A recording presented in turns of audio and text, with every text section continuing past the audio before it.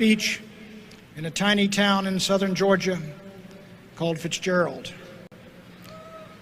There were those workers at the James River paper mill in northern New Hampshire in a town called Groveton.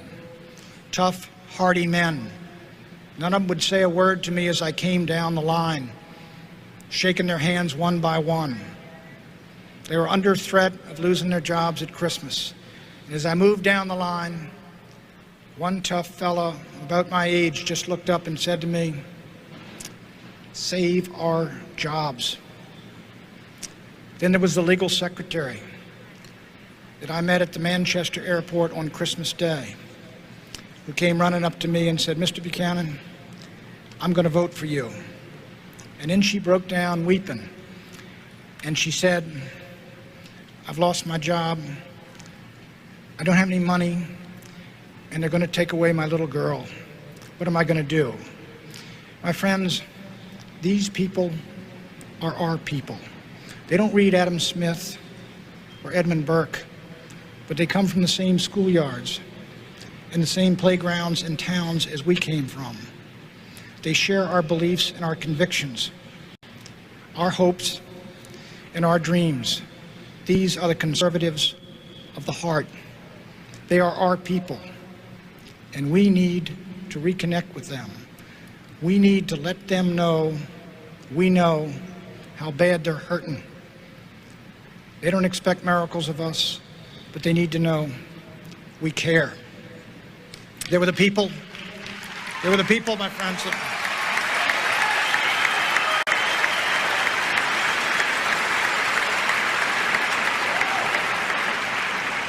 They were the people of Hayfork, a tiny town up in California's Trinity Alps, a town that is now under a sentence of death because a federal judge has set aside 9 million acres for the habitat of the spotted owl, forgetting about the habitat of the men and women who live and work in Hayfork.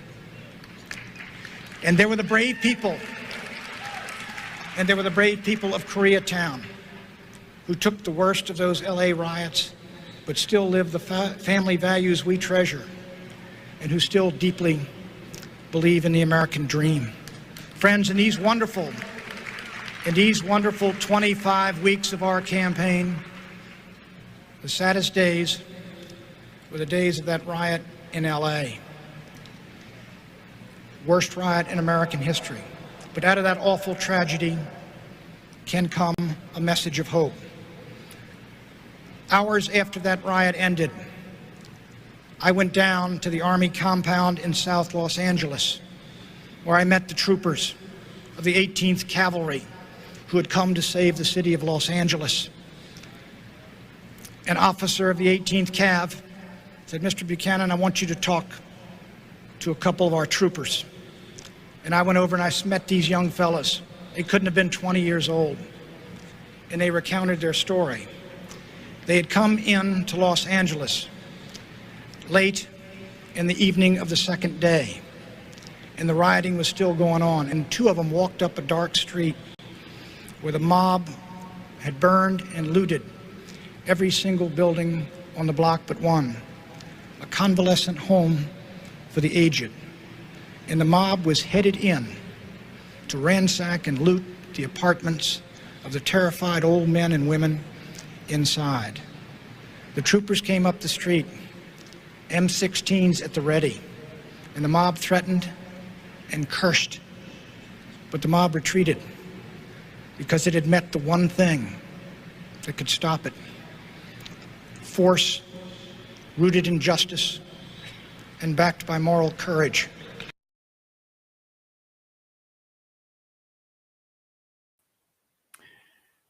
Hello and welcome. Happy Thursday, everybody. That was, at the time, presidential candidate Pat Buchanan in 1992.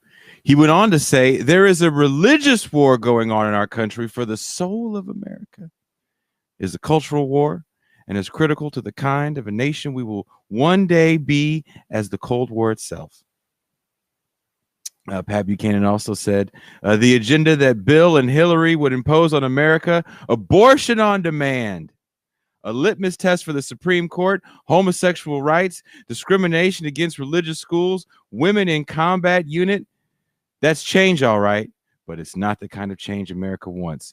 It is not the kind of change America needs. It is not the kind of change we can tolerate in a nation that we still call God's country. What's interesting to me is almost 30 years later, we're still hearing the same type of fear-mongering from people like I can't even say his name, Tucker Carlson, and maybe the greatest one was Rush Limbaugh. So to talk about this more, let me first bring on my co-host, my homie, my dog, my good friend, scholar, author, gentleman, Pascal Robert. Jason Miles, what's going on? How are you? I'm good. I'm excited for today's show. This is going to be I think it's going to be a fun show. Our guest today, Professor Andrew Hartman. He is a professor at Illinois State University with another friend of ours, Teray Reed. He teaches courses in U.S. intellectual, cultural, and political history, as well as courses in the philosophy of history, historiography. Try saying that 3 times fast. And pedagogy. Pedagogy. That's what I said. Why are you being difficult? Not at all. And he wrote a book about the culture war. A War for the Soul of America, a title I almost called this show. Please welcome, coming all the way live from Illinois, Andrew Hartman. Andrew Hartman. Thanks, guys. No problem. Thanks, Jason. Thanks, Pascal. This will be fun. This is going to be fun. I'm looking very forward to you taking us through history on this issue. I've been looking forward to this all day because all of the narratives are being played out in today's contemporary society. And I won't jump directly to that, but we'd like to welcome you to This is Revolution, and where we tackle the politics, pop culture, and world events of the day from a non-traditional perspective that you see in the digital sphere. We try to get down to the nitty-gritty of things, and we look forward to talking about this subject, the culture wars. So, and I just want to start off by reading this blurb about Professor Hartman's book that I will be putting a link up to in the chat, and I'll have a link up in the description. In the wake of Trump's rise, which was driven in large part by aggressive fanning of those culture war flames, Hartman has brought A War for the Soul of America fully up to date, detailing the ways in which Trump's success, while undeniable, represents the last gasp of culture war politics, and how the reaction he has elicited can show us early signs of the very different politics to come. As a guide to the late 20th century culture wars, Hartman is unrivaled. That's dope. That's some pretty heady words, yeah. Right? That's dope. Incisive portraits of individual players in the culture wars dramas. Reading Hartman sometimes feels like debriefing with friends after a raucous night out, an experience punctuated by laughter, head scratching, and moments of regret for the excesses involved. So we're getting down today. So I'm going to shut up and get right to it. So, Andrew, we're going to start off with a very basic general question. Can you define for our audience what exactly are the culture wars? What are their origins? And who are the traditional players in these culture wars? Yeah, definitely. So the culture wars are something that has always existed in American history. It's just a debate that various groups have had about what it means to be an American and how to define American identity. But the term culture wars doesn't come into use until the late 1980s, early 1990s. So that speech by Buchanan, which he gave in 1992, really sort of punctuated the height of the culture wars period, specifically if you want to sort of focus on the 80s and 90s. And the two sides of the culture wars were sort of progressive, secular liberals against conservative, religious, mostly Protestants, but just in general, conservative religious people. Sometimes they played out in partisan ways, Democrat versus Republican, although the political party system was not necessarily that which defined the culture wars. So I would argue that the culture wars that we understand as emerging in the 80s and 90s, and which we're still in many ways living with, emerged were sort of a product of the 1960s, the social movements that emerged in the 1960s. And here I'm talking about not just civil rights, but the Black Power movement and the other sort of identity power movement, Chicano movement, American Indian movement, feminism, or what at the time was called women's liberation, the gay liberation movement. These movements sort of coalesced together alongside the counterculture to really challenge traditional cultural framework that existed prior to the 1960s that many Americans, not most, but many, I would say a majority of Americans sort of conceptualized as what it meant to be an American. And so you have these movements really pushing against this framework in ways that disturbed a lot of people, in particular white Protestant or Catholic religious conservatives, someone like Patrick Buchanan. And so those are the two sides of the culture wars, and that's kind of the more recent history of the culture wars. That's kind of like the time frame we're looking at. Okay, would you say so? One of the themes that we have at This Is Revolution is what we call the 50-year counter-revolution, meaning the period after the civil rights movement, starting with Nixon and everything onwards, is a kind of a counter-revolution to the New Deal civil rights coalition that comes out of the 60s. And much of the politics that we see, including discourse around race, around racial inclusion, around the state, the welfare state, is couched in much of the battle lines that were drawn in that period. Would you then view that the culture wars, the contemporary manifestation of the culture wars, are part of a phenomenon that exists within the context of the 50-year counter-revolution? Yeah, definitely. I would argue that so I don't know, like liberals like to think that the culture wars are started by conservatives, that conservatives fan the flames of culture wars. And it often feels that way. I mean, recently, if you look at President Trump, he was the ultimate culture warrior president. He wasn't at home unless he was fanning the flames of the culture war on Twitter or elsewhere. But really, I think the beginning of the culture wars, you have to root in what I would consider a cultural revolution of the 1960s. And so the counter-cultural the counter-revolution to that cultural revolution being waged by a conservative movement, being waged by the Christian right, is very much a way to think about the counter-revolution. Now, it's not precisely, you can't precisely match it up with the counter-revolution to the New Deal or social democracy. It doesn't precisely match up that. There's some sort of paradoxes there. But the time frame is, it works with your theory, I would say, the sort of premise of your show, definitely. Wow. Excellent. Okay, there seems to be a resurgence in this culture wars narrative with people decrying cancel culture and wokeness. Usually the complaints against these phenomena have come from the right wing, but recently we've seen pushback from the left as well. What do you see as the driving forces behind the cancel culture wokeness narratives that have begin to implicate today's politics in terms of the culture war? So to a student of the culture wars, to a historian of the culture wars, it just seems really familiar. It seems sort of retread. In the late 80s, the big debate that was very similar to this was about political correctness. And a lot of this was sort of driven by academic discourse, academic politics, things happening on campus.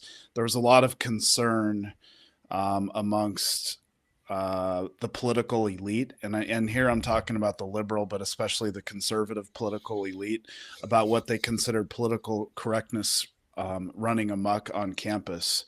Now the current debate seems similar, except that it's much more, I guess, pervasive because it's on social media and so many people, so many of us are sort of like living our lives through social media. But it really is, I think, still rooted in a sort of academic discourse, concerns that emerged in the academy in terms of, the political correctness sort of debate is interesting because beginning in the 60s, but then especially taking off by the 70s and 80s, you had all kinds of different people on campus who did not used to be sort of living on or going to school on traditionally white universities, right? So like, for example, the first effort to create Black studies happened when sort of working class Black Panther type protesters stormed campus buildings in places like San Francisco State University, nearby at the University of Illinois, Cornell, a bunch of universities across the country. And, they were like the first sort of like relatively large group of Black students who had sort of been admitted to and living on these traditionally white institutions, and they didn't feel at home, and they felt like the racism was pervasive. And so they, as young people, thought, well, the best sort of solution to this, and they'd been reading like Franz Fanon and others, and they'd been reading Stokely Carmichael, and they kind of thought the best solution to this is to create sort of space on campus for us Black studies. Shortly thereafter, you get the introduction of women's studies, and then this whole ethnic studies sort of movement takes off. And so by the time you get to the 1980s, this has become really institutionalized, and academic administrators, presidents of universities and otherwise, started treating it almost like an HR problem, right? Like, how are we going to deal with the fact that there's racial conflict on our campuses?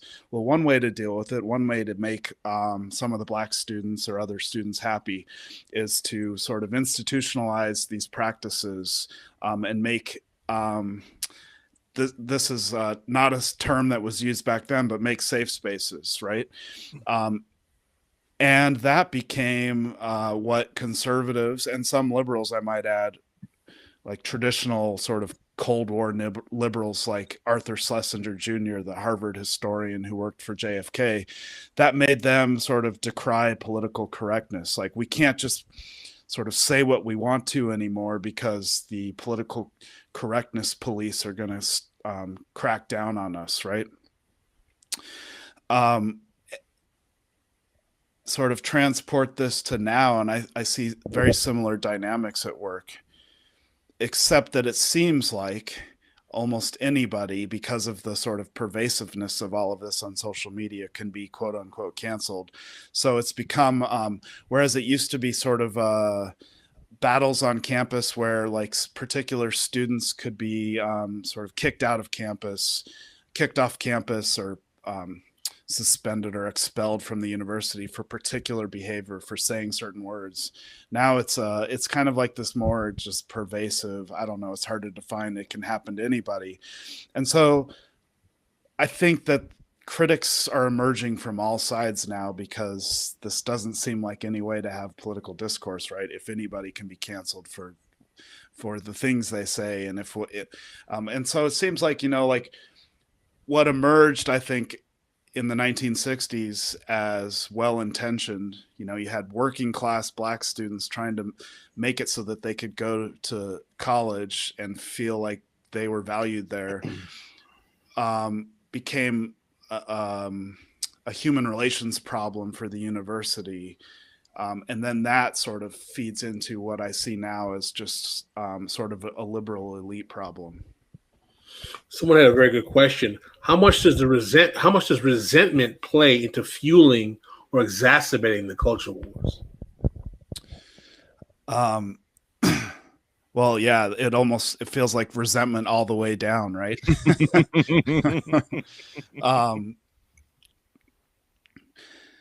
Like the resentment, everyone seems to resent everybody. So there's a lot of resentment held by, let's face it, people whose identity used to matter much more in our sort of popular culture, conservative, religious white men. White guys. Yeah, dude, exactly. And the people who didn't used to have identity, but now they have to sort of think in identity terms, right? There's tons of resentment there. Like, they do not like having to share our public civic culture with me and Pascal. Yeah, exactly. with if in Buchanan's term, with the mob that was looking to storm that senior center that the cops were protecting, or the National Guard were protecting. Is a beautiful story, isn't it? Yeah. The riots were stopped. There's actually footage. I forget the name of the documentary. I want to say I forget the name of the documentary, but it's actual archival footage from the riots. And towards the end of it, it's when the troops came, and all of the footage they have of these troops, and of course everything's edited, is troops being not lost, but like they don't want to be there because they're like, this isn't right. You keep seeing these young guys going, this doesn't feel right, because these are our own people. What are we supposed to do? And you see them ask each other like, well, what are we supposed to shoot them? Yeah. And have Pat Buchanan tell it. They stepped up there, kind of like a cross between Captain America and Duke from G.I. Joe.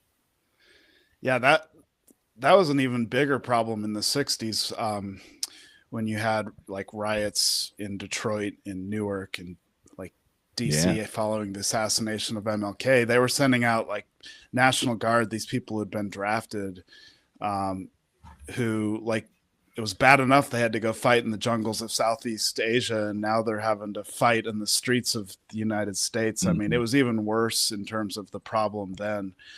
But yeah, I don't know. Anyone who ever says that like Donald Trump seems like an aberration just needs to listen to some speeches from Patrick Buchanan on the presidential trail of 1992, or even go back a little bit further to George Wallace on the presidential trail of 1968. There are some of these deep roots, and these are sort of like the right-wing culture warriors that really speak the language that Trump somehow managed to learn. Do you think that for the reactionary right, using the culture wars framing is an effective way to divert American society, particularly like with the rise of neoliberalism, away from the actual reality that the nature of American political economy is disadvantaging them?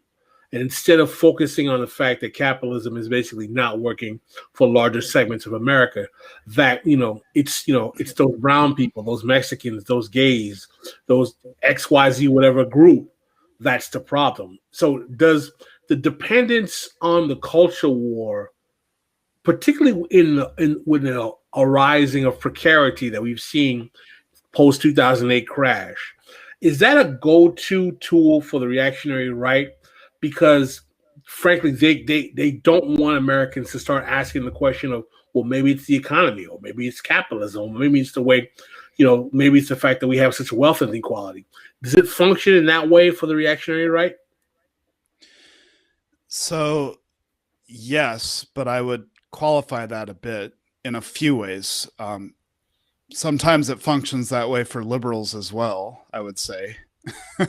It's like a white liberal elite, especially, or I would just say maybe a cosmopolitan liberal elite, would much rather sort of focus on fighting the culture wars from sort of a liberal, virtuous perspective than have to deal with wealth redistribution.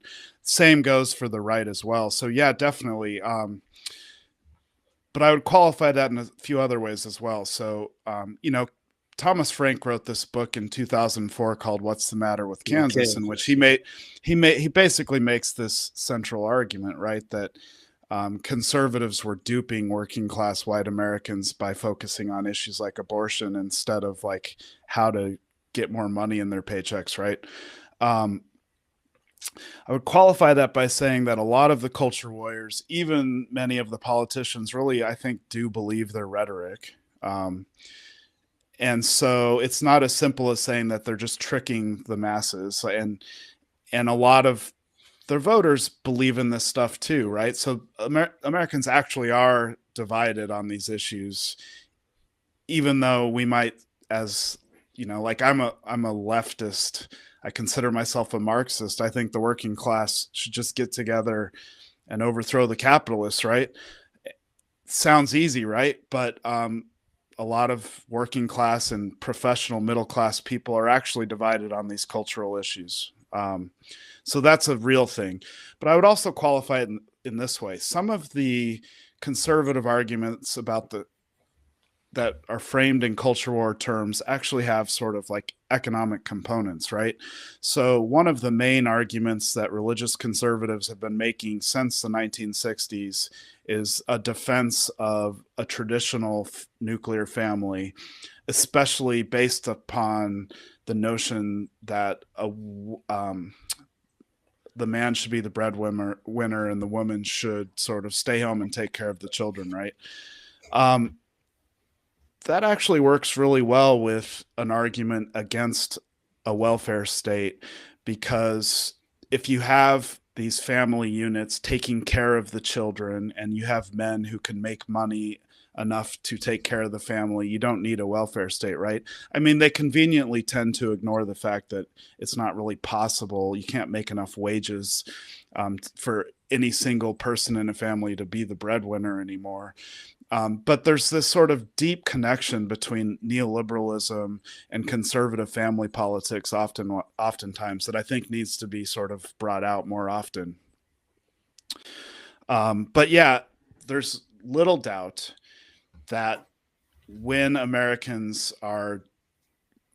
there's greater inequality, when more Americans are sort of automatized because of our sort of shitty economy, there's little doubt that it's at these times that Americans also tend to focus on the culture wars, unfortunately.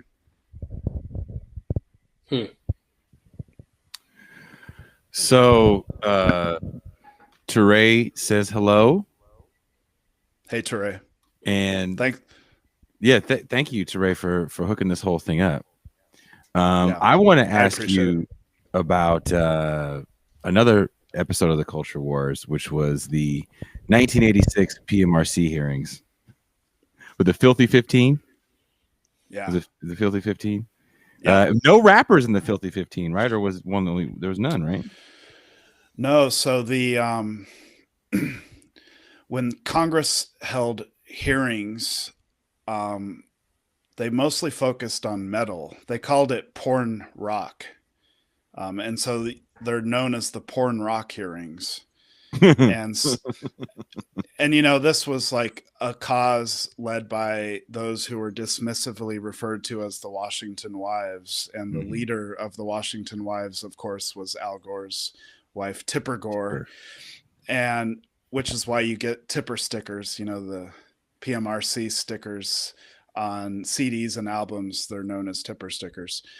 But those hearings, which were held in 1986 for the first time, it was mostly a focus on rock. And so some of the people they brought in were like, for example, Dee Snider, the lead singer of Twisted Sister. They were particularly concerned about the very popular MTV video that Twisted Sister had for their song, what is it? I Want to Rock, right?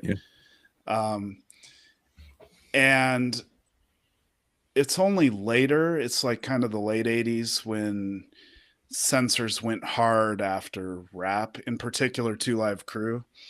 And that was more often localized. So like, for example, there's whole counties, Dade County in Florida, whole counties that made such rap illegal. And so they would, like, Luther Campbell of Two Light Crew was arrested for singing his song, for Yeah. rapping his songs live, right?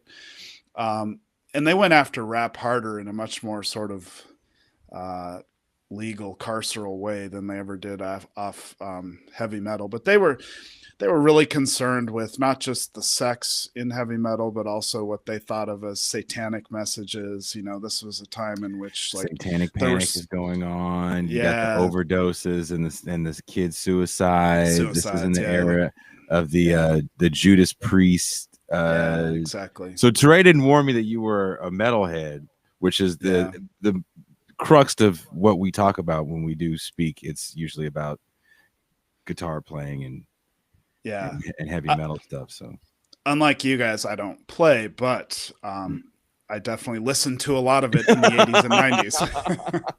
I remember watching MTV, like worried about Judas Priest if they were actually going to go to jail. And if you see them talk about it to this day, they talk about that was like the most frightened they were in their lives, that they thought they were really going to go to prison because there was subliminal messages. And then what actually makes it worse when you really think about it, the movies that come out in that era about playing music backwards, The Gate, Trick or Treat with Skippy Handelman from Family Ties. So I was at the time also a big fan of punk, and I was really into the Dead Kennedys, and you know, Jello Biafra, the outspoken lead singer of the Dead Kennedys, who's like really political and always has been. So when I was researching that chapter in my book, I went back and watched, like, all of this stuff was covered at length on daytime television, you know, Donahue and Oprah and everything. And I went, thanks to YouTube, went back and watched a bunch of old episodes. And Jello Biafra, man, Donahue had a whole episode dedicated to this issue, and had Tipper Gore on and brought on Jello Biafra. And he was scathing in his criticism of Tipper Gore, like really took it seriously. A lot of bands didn't take this too seriously, and they in fact liked the Tipper stickers because it was a badge of honor, and it helped them sell a lot of albums. But Jello Biafra was serious. He blamed Tipper Gore for the police raiding his house, you know, these types of things. So and the police did raid his house. I think he was running for mayor of San Francisco at the time. That's right. Yeah, that's right. Yeah. I do have to share this. We have a little bit of time, and I can share this so we can all enjoy. Can you guys see this? Oh, sorry, that's why it's just all you. It's all Professor all the time. This is for those of you too young to remember.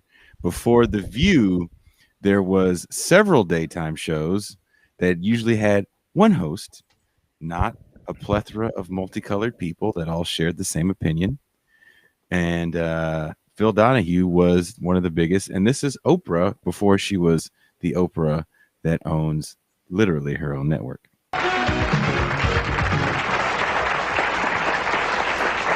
So we're talking about how music and the lyrics affect teenagers. You wanted to say what? Oh, I just wanted to say, Oprah, that I'm a music industry attorney, and the one question that I have for David and for Tipper is, why do so many people talk in terms of the fact that 13 teenagers were affected by suicide things, that our children are affected? What about society? Are you saying to us that society as a whole must be governed by the minority and the influence on the minority? Because that's what it seems to say. And I have a feeling that the rest of us adults who can fully take that lyric and not commit suicide as a result of hearing it have just as much a right to enjoy it and listen to it for what purpose it was meant for, as we have to worry about 13 teenagers maybe going to commit suicide about it. Where does the proportion come in? Isn't it your responsibility as parents to protect your teenagers and let society amalgamate the material that's basis for the majority? In the best of all possible worlds, that would be true, but we're not in the best of all possible worlds. child children. There's much more divorce, much more family disruption today. Children are more vulnerable. Just look at the statistics. So then for 20% of the population, we're going to censor 80%. Is that what you're saying? For a moment.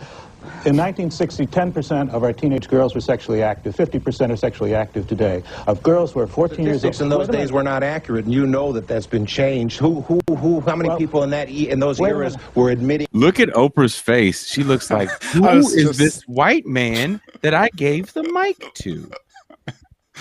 That's not what you were supposed to say, John Candy. She looks like she was shook. But that was the discourse for that era, and I don't really see that much of a difference now. Do you, Pascal? No, I mean, I actually think that his retort was a lot smarter than what we hear today, frankly. Yeah. I was thoroughly impressed with that guy. Yeah.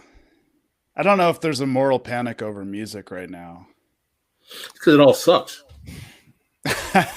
You know why, and this is just my opinion, and because I'm old and curmudgeon-y when it comes to music, it's because it's not serious.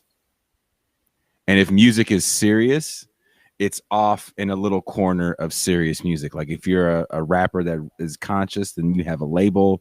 You're a quote unquote backpack rapper or a conscious rapper, and you sit in that conscious side. If you do some sort of conscious punk or whatever, then you sit in your little corner. But when it comes to pop music as a whole, it's just spectacle, especially with electronic music, because there's fucking no words in it.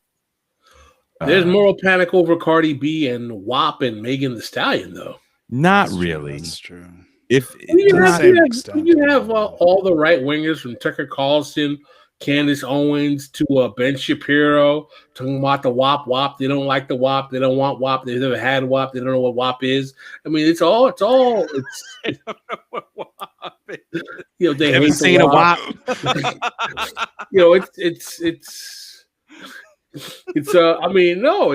It's they're all up in arms over, But I think two young women. If they have congressional hearings about WAP, then we're going to be on to something, right? So, but that's the thing. Think about whatever we want to say about NWA and Public Enemy and Ice-T 6 in the Morning. We can go on about that music, but it was serious to a degree, right? It was serious music talking about real shit. 2 Live Crew was never really saying anything. This is literally a lyric from one of their songs because I remember that shit. What does your mama like? Head sex and welfare checks. Yeah. So for them to put the onus on those, and those guys held a mantle, right? Remember the huge names that were behind 2 Live Crew. I think more people then took seriously the idea that people's behavior was shaped by pop culture. I don't know that as many people take that idea seriously now as they did then. I mean, there were panics over movies. The Christian right seriously went after Martin Scorsese's movie, The Last Temptation of Christ. Yes, I remember that. Because that's right. And I could be wrong, but I have a hard time imagining that kind of campaign against a movie now. But I could be wrong. I don't know. I feel like we've been so we've gotten so used as a culture to pop culture and to the pervasiveness of it, and we've had it for so many decades now that fewer and fewer people sort of think about the negative. Think about pop culture as being something that negatively shapes us, or they've just thrown up their hands because there's nothing they can do about it. Well, what is ironic that we're seeing today, compared to the traditional normal paradigm where we have the right saying that things are beyond the pale or they're culturally unacceptable, some of those people who are considered on the left are interested in canceling pop culture artifacts that they are saying is unacceptable, like, Pepe Le Pew, Dr. Seuss, and things of that nature. So, we're having a different kind of moral panic. Right. Jean Bajlan brings this up, a friend of show, Jean Bajlan. pretty much show co-host on every other Thursday. There was a moral panic behind Dungeons and Dragons around the same satanic panic. I think that might have been Tom Hanks's first film. Was the one he did where about the kid that killed himself, and they try to blame it on him playing Dungeons and Dragons. Yeah. If you, I don't know if you researched any of that. A little bit. When I was a kid, I played Dungeons and Dragons. I don't know if I feel comfortable admitting that, but I guess I just did. Totally fine. It's you can play games now and actually talk to girls. Yeah. Someone actually brought up an interesting point, mentioning QAnon and how QAnon fits into the kind of culture war narrative, talking about, sexual immorality amongst the liberals and the liberal elite and the corroding culture and all of that stuff. And also another thing that we want to, not the same, right? What role does the rise of the evangelical movement becoming a fixture in the Republican right play in the culture wars discourse as well? Well, that was hugely important. So, prior to the 1950s, if you were a white evangelical, if you lived in the South, you were voting for the Democratic Party, and you weren't liberal, but you were voting for the Democratic Party. And so these sort of partisan alliances were scrambled. It's really with the emergence in the 1960s of Democrats sort of aligning much more so with the push towards public secularization. And you see this on the Warren Court when they made prayer in school unconstitutional, that religious conservatives decided they needed to get politically organized, and they more and more found a home in the Republican Party. Now, there's sort of long-standing ties between many white religious conservatives and the Republican Party, but they grew much tighter. And so, like, the vast majority of white evangelicals are voting for Nixon, and an even greater majority are voting for Reagan, and they've sort of been in the Republican Party ever since.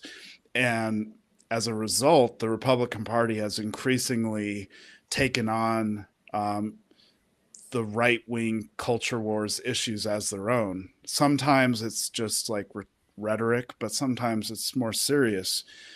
So Reagan was really the first to fully adopt conservative culture war issues as part of his platform. His critics on the right would have said that he did it opportunistically because he was trying to get votes. But by giving the religious right and people like Jerry Falwell like that oxygen to breathe, whether Reagan was serious, for example, about working towards an amendment to the Constitution to allow school prayer, which is something he sort of half-heartedly pushed for, whether he was serious about that in a political sense is one thing, but by giving the Christian right that much sort of oxygen to breathe in a sort of larger political discourse, it certainly empowered them and made this connection that much tighter, for sure.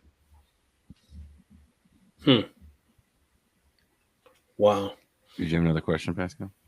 No, someone was saying the right is very astute about constantly waging cultural war and connecting it to politics. Wish the true left would work on building similar connections. Is that even possible? Is it, first of all, is it desirous for a left to use culture or culture war type discourse to affect policy? And is what we're seeing today with the kind of focus on what some people call pejoratively wokeness or woke discourse an example of why the left should not engage in the culture wars? What are your thoughts on that, Professor? Yeah, so I guess, it depends what your goal is. If your goal is to, which I think it should be, to overcome neoliberalism and have, create policies that that would engender more economic equality. Like, to me, that should be the ultimate goal of a left, right? Then fighting the culture wars is not going to get you there, because there are a lot of people who are culturally conservative who need to be on our side when it comes to for example, creating trade policies that are more fair to the American working class. So I don't, the left has done quite well in a lot of these culture war battles since the 1960s. Like, I think the cultural revolution of the 60s in many ways has stuck, for better or worse. In many ways better. Like, I think the culture is much less sadistic if, for example, you happen to be gay or black. But the vast majority of for example, of like black people happen to be working class who are worse off economically now than they would have been 40 years ago. Or they're not as better off as they should be. And so winning the culture wars is not getting the economic goods, so to speak. I mean, Pat Buchanan, to return it back to him, he called culture the Ho Chi Minh Trail to power.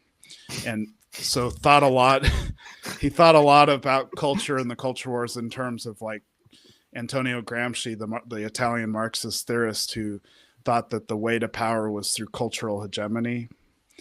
I don't know if I entirely agree with that, or rather the focus on the culture war issues specifically. I don't know that that is doing the left that much good if the ultimate goal is the kind of solidarity necessary to create sort of better policies.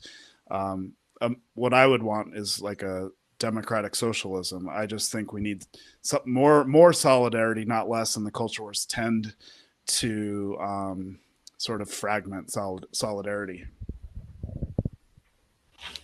Jean Bajlan says this. I want to get to this before our next guest comes in. Isn't the culture war a general fixture of right-wing politics and representative democracy, as per Daniel Ziblatt's arguments in conservative parties and the birth of democracy? Yeah, I've read that argument, and to some degree it makes sense. But I kind of like, if we're going to think in sort of like these broad sort of the big history terms, which is what this argument is, I kind of prefer Corey Robin's argument in his book, The Reactionary Mind. Mm-hmm. And he argues that conservatism is always just a reaction to anything that happens to be pushing the bounds of revolution. And so you see this with the emergence of like the concept of tradition as outlined by Edmund Burke, who Buchanan cited in that speech that you played at the beginning, right? So what Edmund Burke was talking about was like tradition as opposed to the French Revolution.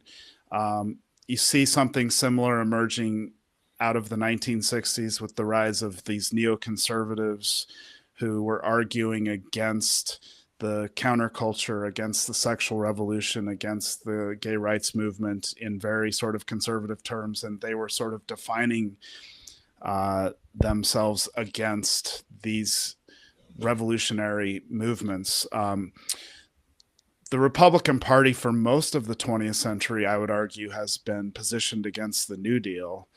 And they were so successful in that type of counter revolution that they, in fact, for a while, now we might be changing things, convinced the Democratic Party that that was the correct path to take as well. So to me, the conservatives, and this would include at present the Republican Party, are just reacting against that which they deem sort of revolutionary or threatening the sort of hierarchy that they're used to. Well, I want to bring in our next guest. He is friend of show. He is an economist and a professor at the Riverside Community College in Riverside, California. He's our favorite communist economist, Dr. Asatar Bear. Hey, thanks again for having me. Always a pleasure. Dr. Bear, meet Professor Andrew Hartman. Nice to meet you. I caught the tail end of your talk there. It sounds interesting. We're talking about the culture war. Do you have anything to say about the culture war? I feel like you're constantly fighting it on Twitter. I'm in favor of it as long as it slants toward the proletariat.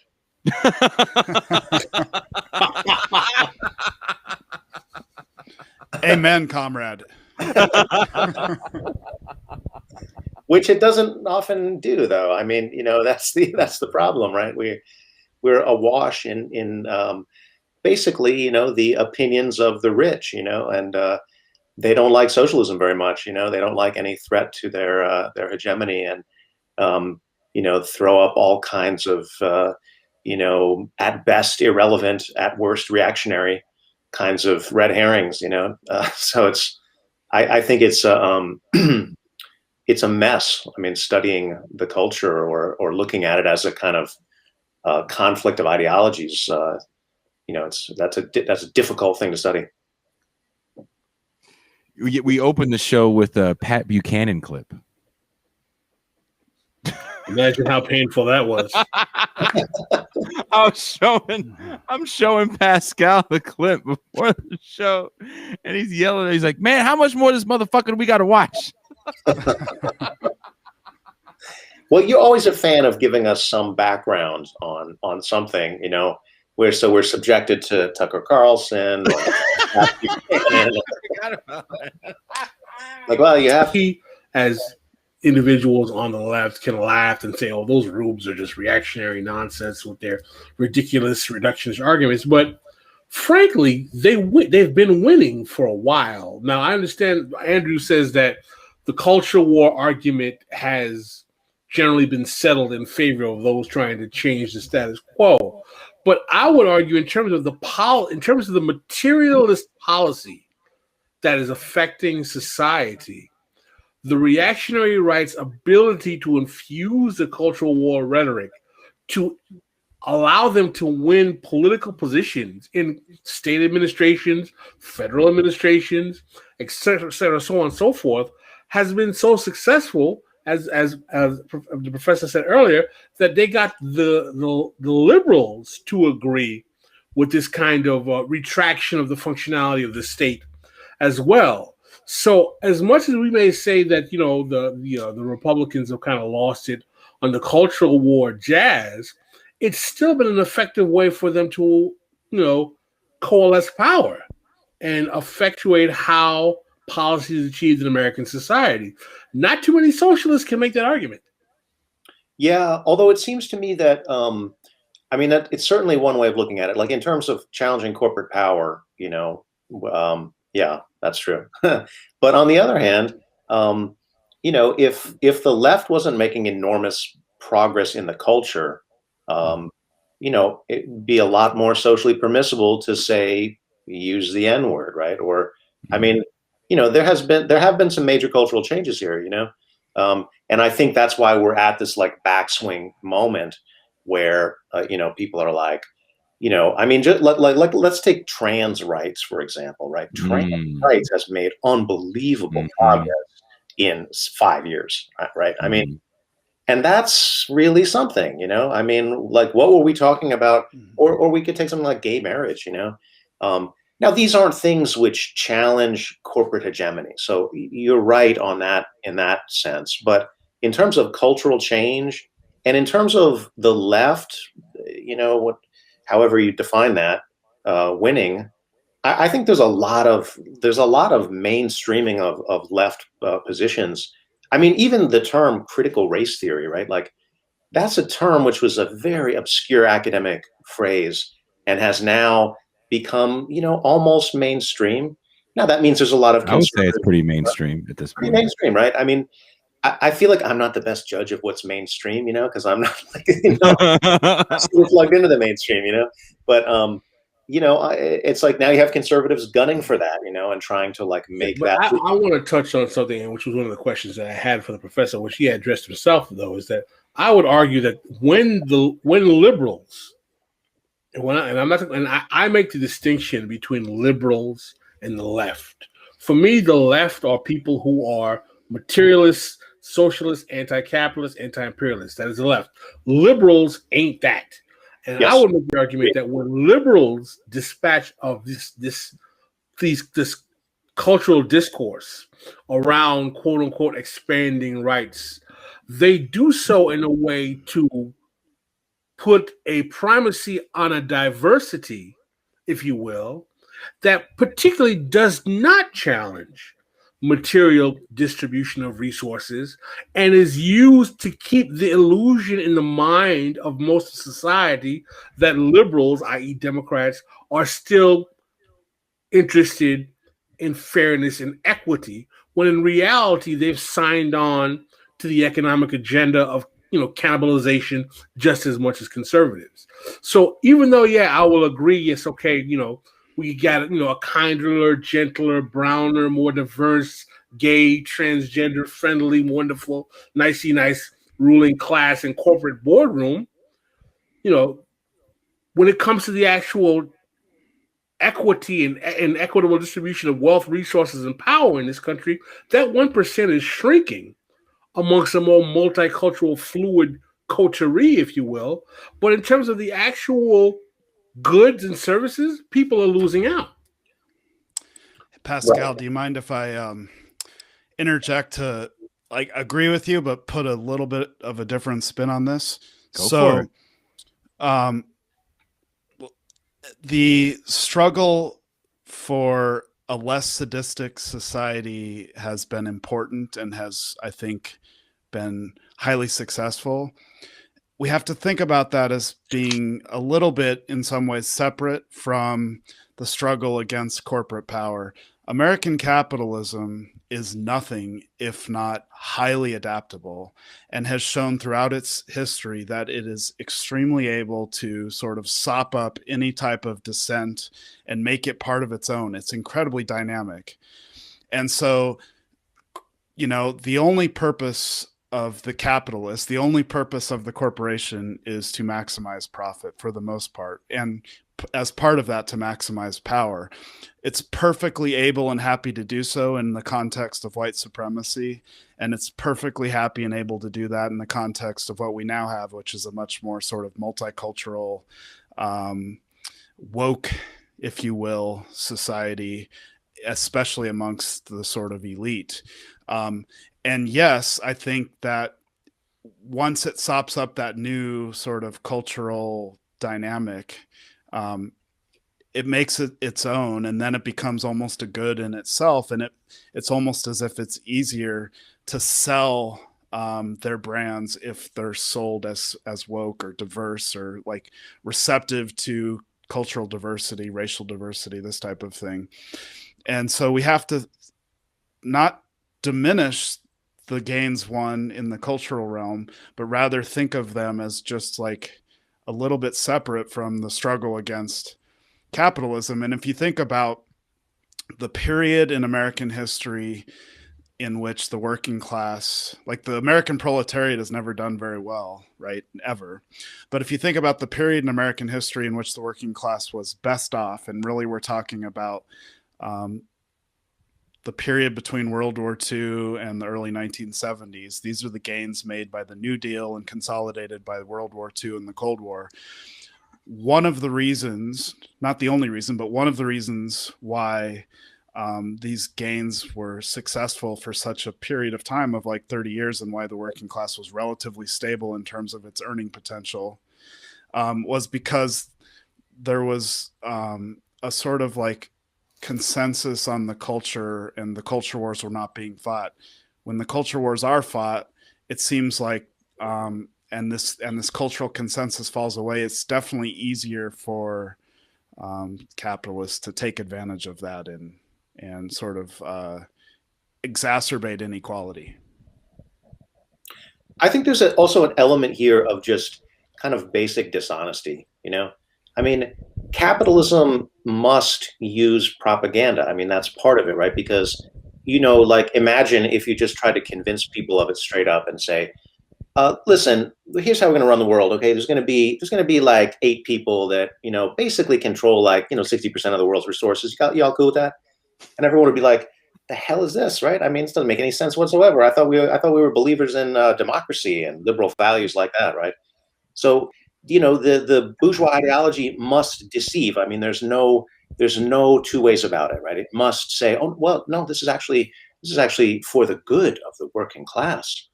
Oh, really? Oh, fantastic. I didn't realize that. That was for our own good, for y'all to have all of the world's resources under your control. Fantastic. Well, I mean, and the proof is in the pudding, of course, right? Like if it is truly for the good of the working class, I imagine we must live in a world without starvation, without homelessness, a world in which everyone gets the health care they need. Oh, we don't? Oh, in fact, it's pretty much the opposite of that, right? Like, I mean, we live in a world where millions of people perish needlessly due to these very things. So, the capitalist class must lie. And then it also lies about diversity, I mean, and I think that's part of the backlash against wokeness that we're seeing right now is people quite correctly perceiving that a lot of this is bullshit, I mean, okay, you can have a few, very few, right, black or brown CEOs, but have you really dismantled white supremacy? Come on, right? I mean, who thinks that, I think even reactionaries don't buy that, So, while there's still progress to be made and progress to be celebrated. Somebody made a comment that I appreciated about, okay, still being poor, but at least when I'm with my boyfriend, I'm not seen as some kind of monster. That's worth something, right? So we just don't want to mistake that for, the whole shebang. Like we won, like that happens, and then we start celebrating, and yeah, like the Obama election. Right. I remember that day. I remember black people. Yeah, I mean, my point is that it's. I understand what we're saying, but again, particularly when we had the rise of the new Democrats and the third wave Democrats, and that basically are using the culture war victories as the barometer of their political success and delivering nothing in terms of materialist politics. I would make the argument that once we play into focusing on these quote unquote supposed victories, that we are doing exactly what works at the behest of these neoliberal Democrats and liberals. Now, I'm not saying that means that we need to become reactionaries. We're like, oh, we don't care about that stuff, or you can burn trans people at the stake. That's not my point. But what I'm saying is that I think that we need to become much more shrewd and much more circumspect at the way in which liberals dispatch and utilize this culture war narrative. Thank you, Armando, for the super chat. Appreciate it, man. I'm glad you got your stimulus money. Yeah, and thanks to everybody who's supporting the show. I mean, this is a great show, and we need to do our part to support left media. I mean, this is a really good development that, partly the technology makes this accessible, and also, that that doesn't matter unless we actually support it. So, and before we sign off, I do have to ask both professors if they can stay a little longer for the bonus patron only after hours. I know Mr. Hartman's in a different time zone than me and Dr. Bear, so you might have to shut it down. I can stay as long as it takes. Oh, win the revolution.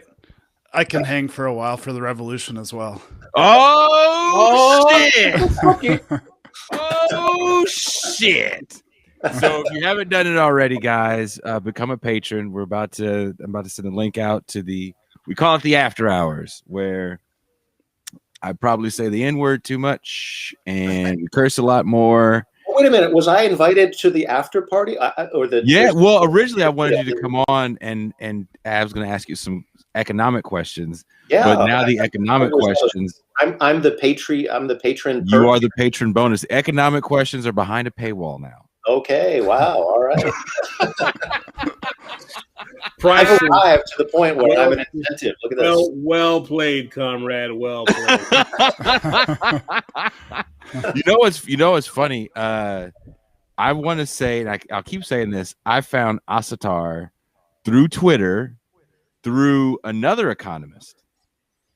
Arash Kalahi. Arash. Fuck. Why am I blanking on Arash?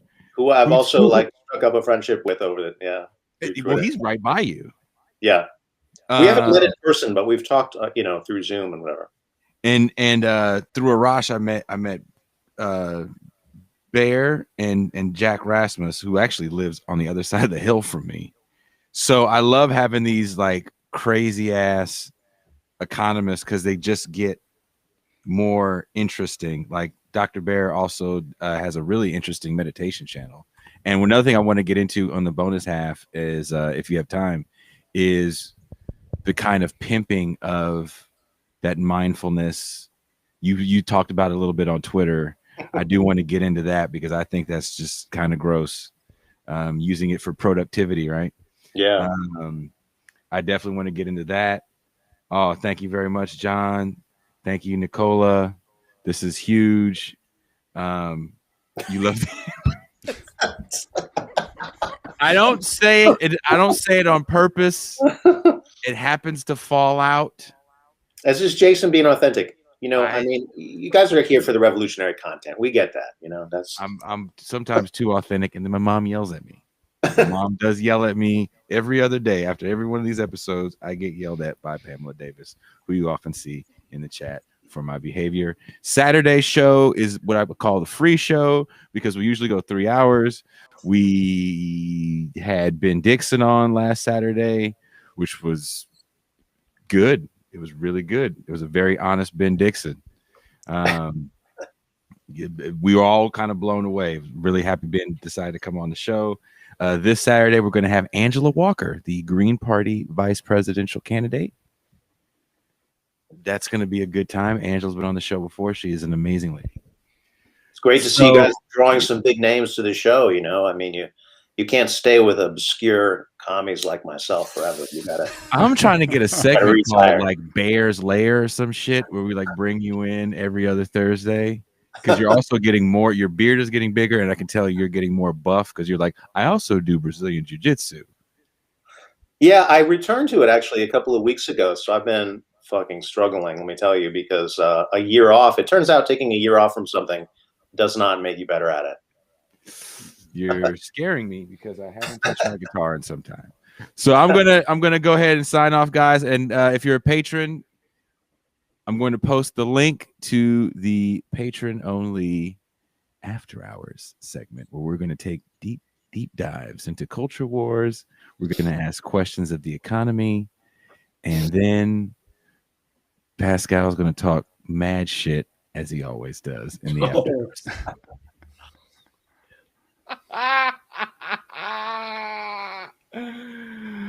See, people actually said Ben Dixon was pretty good. Y'all thought he was going to come on here and we was going to yell at him, didn't you? I know you did. I know you did. You know what? You want to know something true? I thought those guys were going to as well, and I was very nervous. That's why I didn't sleep for 2 days, and it went beautifully. So hold on. There's links in the chat wherever you're watching the show to Andrew Hartman's book.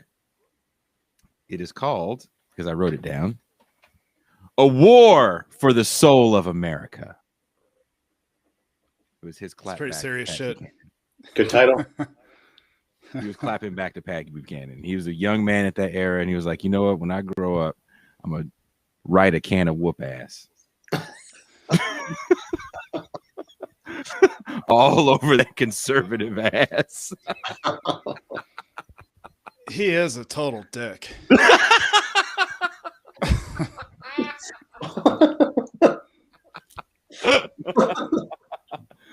All right, guys. Thank you very much. And